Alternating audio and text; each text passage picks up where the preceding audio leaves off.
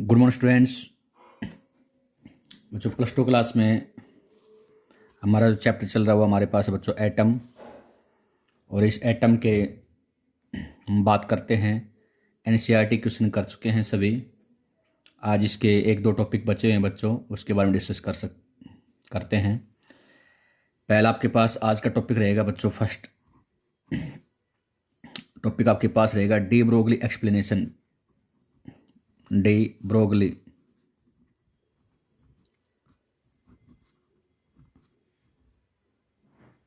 D Broglie's explanation.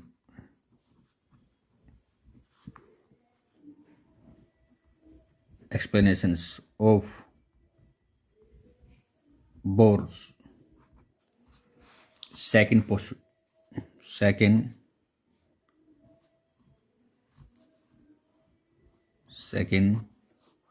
postulate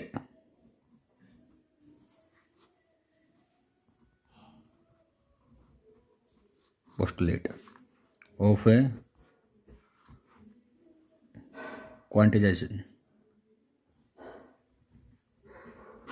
क्वांटिजाइजेशन।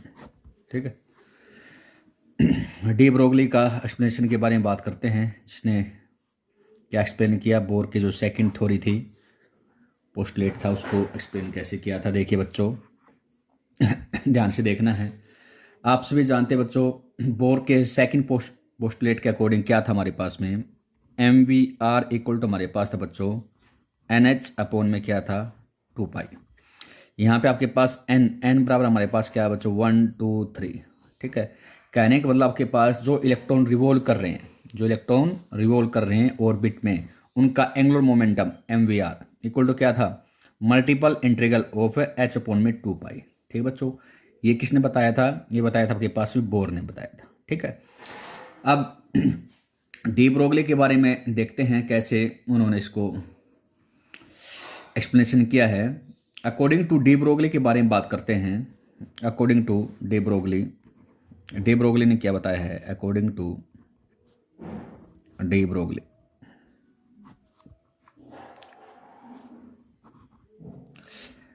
ने बताया आपके पास में बच्चों क्या, कि स्टेशनरी ऑर्बिट होता है, जो स्टेशनरी ऑर्बिट वो कहलाता है in which contains an integral number of de Broglie waves होते हैं, जिसमें क्या रहेंगे, integral number of de Broglie wave रहती हैं। ठीक है, जो इलेक्ट्रॉन रिवॉल्व करता है उसके अंदर क्या रहेंगी, जो इलेक्ट्रॉन रिवॉल्व करता है अपने ऑर्बिट में, उसमें क्या रहेंगे बच्चों, integral number of de Broglie wavelength होती हैं।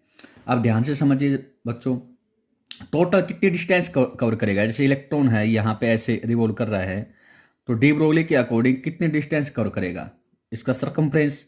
और इसका सरकमफ्रेंस हमारे पास कितना बच्चों, रेडियस आपके पास आर है, पहले वाले ऑर्बिट में पूछे तो 2πr1, सेकंड में 2πr2, थर्ड में तो 2πr3, फोर्थ में 2πr4। ठीक है बच्चों, ऐसा आपके पास रहेगा। तो टोटल डिस्टेंस कवर्ड कितना रहेगा डी ब्रोगली के अकॉर्डिंग, कि कितना डिस्टेंस कवर करेगा, total distance covered by electron equal to कितना होगा बच्चों 2πrn। कितना होगा बच्चों 2πrn। ठीक है बच्चों, ये होगा टोटल डिस्टेंस कवर। वैसे आपके पास वेवलेंथ के लिए आपके पास डिस्टेंस पूछा जाए तो ये किसके बराबर हो जाएगा, 2πrn इक्वल टू आपके पास किसके बराबर होगा बच्चों, एन लैम्डा। लैम्डा हमारे पास क्या बच्चों, वेवलेंथ। एन बराबर के पास कितना है 1 2 3 4। ठीक है, तो 2πrn किसके बराबर हो गया बच्चों, एन लैम्डा के बराबर हो गया। ठीक है, हो गया कि नहीं हो गया? क्यों, लैम्डा हमारे पास क्या, वेवलेंथ, ये में हमारे पास वेवलेंथ एक प्रकार क्या है, डिस्टेंस है। भी एन है तो 1 है तो 1 लैम्डा, 2 है 2 लैम्डा, 3 है 3 लैम्डा। और यहाँ पे ये भी क्या था, डिस्टेंस कवर्ड बाय इलेक्ट्रॉन्स। ठीक है, कितना है 2πrn, ये तो डिस्टेंस कवर करेगा। तो 2πrn इक्वल टू कितना होगा बच्चों, एन लैम्डा। तो यहाँ पे आपके पास अकॉर्डिंग टू डी ब्रोगली के बारे में बात करते हैं। डी ब्रोगली ने क्या बताया, 2πrn equal to N lambda आपके पास बताया बच्चों एच अपॉन में होता है पी। लैम्डा बराबर आपके पास क्या होता है भाई, एच बाई पी। तो देख सकते हो आप क्या क्या होगा बच्चों, 2πrn equal to n into में एच पी बराबर हमारे पास क्या होता है बच्चों, एम इंटू में वी। ठीक है, यहाँ से आपके पास क्या निकलाएगा बच्चों, देख सकते हो, एम वी ऊपर चला जाएगा, m v r n equal to n h upon में कितना आ जाएगा बच्चों, 2 pi. M v r n ऊपर गया, एन एच अपॉन में कितना आएगा, 2 पाई। ये डी ब्रोगलिन आपके पास निकालो। और ये आपके पास क्या था बच्चों, यही था हमारे पास में एम वी आर। देखो जो बोर ने आपके पास बताया था बच्चों, बोर एटम मॉडल के अकॉर्डिंग यही था, m v r equal to क्या था हमारे पास में बच्चों, एन एच अपॉन में 2 पाई। ठीक है, तो डी ब्रोगली ने एक्सप्लेन किया था किसको, बोर के सेकंड थ्योरी को। ठीक है, सेकंड पोस्टुलेट को। तो आपके पास कह सकते हैं बच्चों, ये हमारे पास है, मतलब ये कहेंगे angular momentum of electron revolving in angular momentum of electron revolving in nth orbit. ठीक है, nth ऑर्बिट के अंदर जो रिवॉल्व कर रहा है उसका एंगुलर मोमेंटम कितना रहेगा, must be an integral multiple of h upon में 2 पाई। ठीक है बच्चों, तो ये आपके पास टॉपिक है। नेक्स्ट बात करते हैं बच्चों आपके पास में लिमिटेशन ऑफ बोर थ्योरी के बारे में बात करते हैं। लिमिटेशन अच्छा टॉपिक है, ढंग से देखेंगे। लिमिटेशन के बारे में बात करते हैं। लिमिटेशंस ऑफ बोर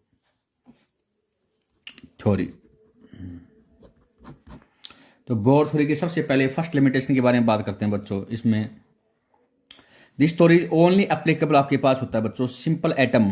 ठीक है, जैसे हाइड्रोजन एटम है उसके लिए ही एप्लीकेबल है। ठीक है, ये आपके पास थ्योरी फेल होती है in case atom of other element, जैसे आपके पास जिनका आपके पास में एटॉमिक नंबर 1 से ज़्यादा है उनके लिए थ्योरी क्या हो जाती है, फेल हो जाती है बच्चों। कौन सी, बोर थ्योरी। सेकेंड इसकी लिमिटेशन के बारे में बात करते हैं। सेकेंड लिमिटेशन आपके पास बेसिकली है this theory does not explain electron of circular के अंदर ही क्यों ऑर्बिट, सर्कुलर में क्यों मोशन करता आपके पास इलेक्ट्रॉन, इलेक्ट्रिकल मोशन के बारे में एक्सप्लेन नहीं कर पाया। पॉसिबल इलेक्ट्रिकल ऑर्बिट भी हो सकता है, तो इलेक्ट्रिकल ऑर्बिट के बारे में एक्सप्लेन नहीं कर पाया। ठीक है, ओनली एंड ओनली किसके बारे में बताया, सर्कुलर के बारे में बताया कि इलेक्ट्रॉन सर्कुलर मोशन का, लेकिन इलेक्ट्रिकल ऑर्बिट भी पॉसिबल है, उसके बारे में एक्सप्लेन नहीं कर पाया। थर्ड आपके पास बेसिकली बात करते हैं इसकी मेन आपके पास जो डिसएडवांटेज रही है वो तो does not take wave properties को आपको इलेक्ट्रॉन को, ये केवल क्या बताया था, ध्यान रखना, बोर ने बताया है वो हमारे पास है कौन सा, पार्टिकल थ्योरी के बारे में बताया। किसके बारे में, कि जो आपके पास इलेक्ट्रॉन रिवॉल्व करता है वो हमारे पास कौन सा होता है, उसका पार्टिकल नेचर होता है, मतलब वेव नेचर के बारे में भी एक्सप्लेन नहीं कर पाया। ठीक है, क्या होता है wave nature, does not explain. ठीक है, बाय बोर। ठीक है, तो वेव नेचर के बारे में आपके पास बता दिया है। लास्ट इसकी एक लिमिटेशन और भी देख सकते हैं बोरी बच्चों कि bore theory does not explain any relative intensity of spectral line. ठीक है, कि मतलब रिलेटिव इंटेंसिटी की ऑफ स्पेक्ट्रल लाइन के बारे में भी हमारे पास क्या नहीं कर पाया, ये एक्सप्लेन नहीं कर पाया। रिलेटिव कह सकते हैं आपके पास फोर्थ लिमिटेशन इसकी कह सकते हो कौन सी, relative intensity, relative intensity of spectral line के बारे में भी एक्सप्लेन नहीं कर पाया। ठीक है, relative intensity of spectral line. तो ये आपके पास बेसिकली क्या थी हमारे पास बच्चों, लिमिटेशन थी आपके पास में बोर थ्योरी की। ठीक है, जो आपको ध्यान से देखना है, सुनना है। अब जो हम बात करते हैं बेसिकली बच्चों, एक इस चैप्टर का लास्ट टॉपिक बता हुआ है एक्साइटेशन एंड आयनाइजेशन पोटेंशियल के बारे में बात करते हैं। लास्ट टॉपिक है वो आपके पास बताते हैं, बताओ कौन सा है, excitations and ionization potential.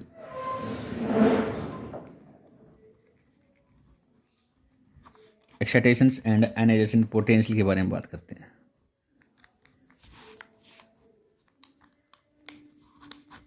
Excitation and ionization potential के बारे में हम बात करते हैं। क्या कौन को कैसे एक्साइटेशन, क्या होता है एक्साइटेशन एंड क्या होता है आयनाइजेशन पोटेंशियल। तो सबसे पहले देखिए बच्चों, एक्साइटेशन पोटेंशियल के बारे में बात करते हैं। होता क्या है एक्साइटेशन, नाम से ही मालूम होता है बच्चों।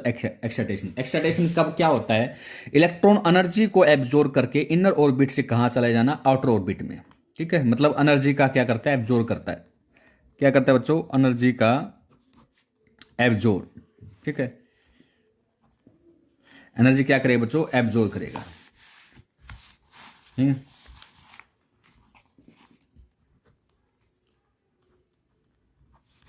Energy absorption. ठीक है, तो एनर्जी को एब्जॉर्ब करके आपके पास क्या कहेगा बच्चों, वो इनर ऑर्बिट से कहाँ चला जाएगा, आउटर ऑर्बिट में चला जाना। आपके पास क्या कहता है, एक्साइटेशन। आप क्या कहते हैं बच्चों, एक्साइटेशन पोटेंशियल के बारे में बात करते हैं। एक्साइटेशन पोटेंशियल क्या कहते हैं, एक्साइटेशन पोटेंशियल किसे कहेंगे, वो कहेंगे बच्चों the minimum acceleration potential which provide an electron energy sufficient to jump from innermost orbit to the one of the outer orbit is called excitation potential. Excitation potential क्या होता है, कम से कम मिनिमम वो सफिशिएंट एनर्जी जिसमें electron क्या करे, एनर्जी को एब्जॉर्ब करके कहाँ से, इनर से कहाँ चला जाए, वो आउटर ऑर्बिट के अंदर चला जाए, वो आपके पास क्या कहलाएगा, एक्साइटेशन पोटेंशियल। ठीक है, एक्साइटेशन तो आपके पास एक जो मेथड है जो एनर्जी को एब्जॉर्ब करना, ये कहलाता है एक्साइटेशन। और एक्साइटेशन पोटेंशियल क्या क्या क्या कहलाएगा, कितनी एनर्जी, कम से कम कितनी एनर्जी चाहिए कि इलेक्ट्रॉन इनर से कहाँ चला जाए, वो आउटर ऑर्बिट में जंप मार जाए। ठीक है, तो क्या हो जाए बच्चों, एक्साइटेशन पोटेंशियल कहलाता है। ठीक है, एग्जाम्पल के बारे में बात करते हैं, इनके हाइड्रोजन एटम की बात करते हैं काफ़ी सारे, जैसे E1 हमारे पास कितना होता है, हाइड्रोजन के लिए फर्स्ट -13.6 इलेक्ट्रॉन वोल्ट होता है। ठीक है, इसी प्रकार से E2 के बारे में बात करें, E2 आपके पास कितना होता है, सेकंड के लिए आपके पास हो गया, आप 1 आपके पास 1 आ जाएगा नीचे, इसमें 1 था, इसमें नीचे डिवाइड करो 2 से, आपके पास कितना आ जाएगा, -13.4 इलेक्ट्रॉन वोल्ट हो जाएगा। ठीक है, ऐसे चलता रहता है। ठीक है, तो एनर्जी रिक्वायर्ड आपके पास हम बात करते हैं, अरे जैसे फर्स्ट से सेकंड के अंदर जाना चाह रहा है, किसमें, फर्स्ट ऑर्बिट से सेकंड में जाना चाहता है, तो कितना रहेगा, E बराबर E2 माइनस में क्या निकालेंगे, E1। E2 कितना है, माइनस का 3.4 माइनस कितना हो जाएगा, E1 हमारे पास कितना है, माइनस का 13.6। इसको सोल्व करते हैं बच्चों, लगभग आपके पास आएगा प्लस का 10.2 आ गया बच्चों, 10.2 इलेक्ट्रॉन वोल्ट। ठीक है, तो क्रॉसपोर्टिंग एक्साइटेशन पोटेंशियल कितना हो गया, ये इसका एक्साइटेशन पोटेंशियल ये हो गया बच्चों 10.2 वोल्ट हो जाएगा, VOLT। ये है इलेक्ट्रॉन वोल्ट, आपके पास कितना हो जाएगी, ये इसके करस्पॉन्डिंग कितना हो जाएगा, 10.2 वोल्ट हो जाएगा। ठीक है बच्चों, तो आपके पास ये था एक्साइटेशन के बारे में बात करते हैं। इसी प्रकार से हम बात करते हैं आयनाइजेशन पोटेंशियल के बारे में। ठीक है, आयनाइजेशन पोटेंशियल, तो सबसे पहले हम बात करते हैं आयनाइजेशन के बारे में क्या होता है, फिर आपके पास बात करेंगे आयनाइजेशन पोटेंशियल के बारे में बात करेंगे। तो देखो बच्चों, आयनाइजेशन का मतलब क्या होता है, वहां पे तो क्या कहता है, एनर्जी को क्या करना है, एब्जॉर्ब करना। क्या करना है बच्चों, एनर्जी को एब्जॉर्ब करना। यहाँ पे एनर्जी को क्या करना है बच्चों, रिमूव करना। ठीक है, एनर्जी क्या करना है यहाँ पे, रिमूव करना। ठीक है, तो एनर्जी को रिमूव करने का जो मेथड होता है वो क्या कहलाता है बच्चों, आयनाइजेशन। अब आयनाइजेशन पोटेंशियल, कम से कम आपके पास वो कितनी एनर्जी को रिमूव करके आउटर से किस में जाता है, आउटर से ऑर्बिट से किस में आता है, वो इनर ऑर्बिट के अंदर आ जाता है, ऐसे आता है। तो कम से कम कितनी एनर्जी को रिमूव करे कि वो एनर्जी को रिमूव करके आउटर से कहा जाए, इनर ऑर्बिट के अंदर आ जाए। ठीक है, उसके लिए हम क्या कहेंगे बच्चों, आयनाइजेशन पोटेंशियल कहते हैं। ठीक है, the minimum acceleration potential which would provide an electron energy sufficient just to remove it from outer orbit to the inner orbit is called ionization potential। ठीक है, जैसे वही ionisation energy of hydrogen atom के लिए बात करते हैं। Hydrogen atom के लिए आपके पास पता कितना चाहिए, 13.6 इलेक्ट्रॉन वोल्ट। ठीक है, तो आयनाइजेशन पोटेंशियल ऑफ हाइड्रोजन,